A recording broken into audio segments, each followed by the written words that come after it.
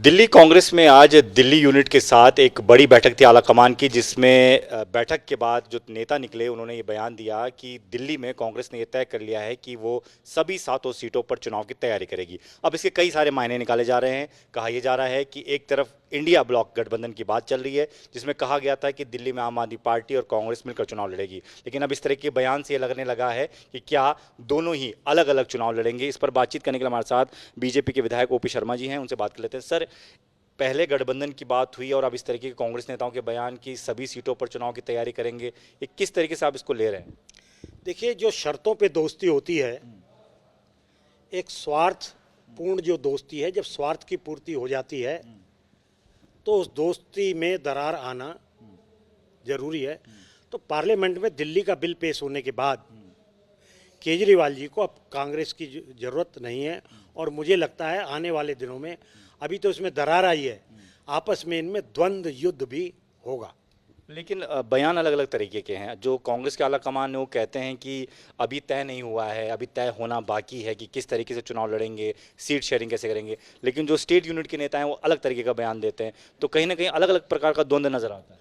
देखिए, कांग्रेस के अंदर जो सेंटर का और स्टेट का जो द्वंद्व है वो तो चल रहा है, लेकिन एक पॉलिटिकल विद्यार्थी होने के नाते मुझे लगता है कि अब ये तालमेल बना रह सकने की स्थिति में नहीं है। दूसरी चीज़ है, दिल्ली विधानसभा का सत्र चल रहा है। हालांकि आप लोगों ने सवाल उठाए थे कि 2 दिन का सत्र क्यों है, 10 दिन का होना चाहिए, आपके भी कई सारे मुद्दे थे। लेकिन दिल्ली के उपराज्यपाल ने भी इसको लेकर सवाल उठाया था कि इस तरीके से सत्र नहीं बुलाना चाहिए, प्रॉपर तरीके से बुलाना चाहिए। उस बीच सत्र बुलाया गया, इस पर आपका क्या कहना है? नहीं, निश्चित रूप से केजरीवाल जी की एक हिस्ट्री रही है। वो एक विकृत माओवादी सोच के व्यक्ति हैं। संविधान और डेमोक्रेसी में उनका कोई भरोसा नहीं है, कायदे कानूनों को मानते नहीं, परंपराओं से कोई लेना देना उनका नहीं है। ये जो बार बार सदन का जो सत्र होता है वो उसकी समाप्ति ना करके उसको जो कंटिन्यू करते हैं, ये हिंदुस्तान की किसी भी विधानसभा में नहीं है। इसके अलावा आज सदन में जितने भी पक्ष के लोग थे वो त्राही त्राही कर रहे थे पानी और सीवर के लिए। तो 9 और 10 साल से दिल्ली सरकार, केजरीवाल जी की सरकार जिस जल बोर्ड को चला रही है, आज वो अगर ध्वस्त हो गया तो उसके लिए जिम्मेदार कौन है, ये तो जनता तय करेगी। वो तो ये कह रहे हैं कि अधिकारी काम नहीं करते, बजट रिलीज नहीं करते, तो काम कैसे होगा? एलजी कंट्रोल करें। तो आज रिलीज नहीं हुआ, लेकिन ये जो समस्याएं जो बातें कर रहे हैं सदन में लोग, ये तो बड़ी एक लगातार समस्या चली आ रही है। और दूसरी बात, बजट रिलीज करने का जो मामला है, आपको बार बार जो बजट दिया या बजट के अलावा एक्स्ट्रा पैसा आप ले रहे हैं उसका तो आपने हिसाब दिया नहीं।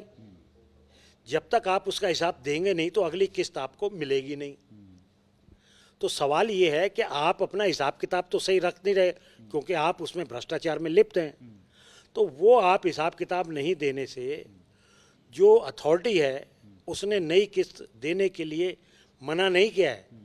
उसने ये कहा है जब तक पुराने दिए गए पैसे का हिसाब नहीं मिलता तब तक ये रिलीज नहीं किया जाएगा, और मुझे लगता है ये न्यायोचित भी है।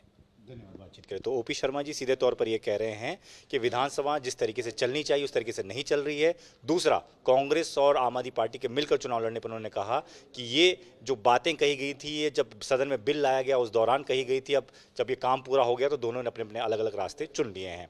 कैमरामैन वेद प्रकाश पांडे के साथ दीपक सिंह रावत, एबीपी न्यूज़, दिल्ली।